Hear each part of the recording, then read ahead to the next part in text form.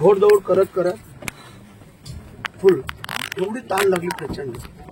तो एका घर दिसलं त्या ओटीवर थांबतो. ती माऊली बाई एक कळशी घेतली, पोरे घेतला, विहिरीवरनं कळशी भरून आणली. राजाला वाटलं तर मला पियाला दे. तिने ते त्यांच्या समोर अंगणामध्ये ती कळशी ओतून टाकली. परत गेली, परत कळशी भरली, परत आली. त्याला वाटलं आता दे, परत ती ओतून टाकली. ताक होत ऐका तर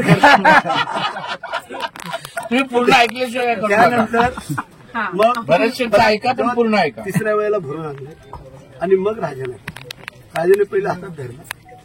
तू असं का केलंस की तू 2 वेळेला पाणी आणलं, तू ओतलंस मला. तिने सांगितलं सारी बाई म्हणजे ज्या वेळेला तुम्ही एवढं धावत पळत दमत आलात त्यावेळेला तुमच्या अंगातला घाम झाला, तुमच्या अंगातलं संपूर्ण रक्त भिजलं. त्याची एवढी वर खाली चालना होते म्हणजे पाण्याचा एक घोट घेताना जर त्याचा काही इफेक्ट झाला तर तुम्ही जागेच. म्हणजे शास्त्र सांगते ते आम्ही सांगतो. म्हणून कधी ताईनं सांगितलं नाही कोणाला ताईनं. तिला आता ऐकल तर माझं ना ते. ऐका नको.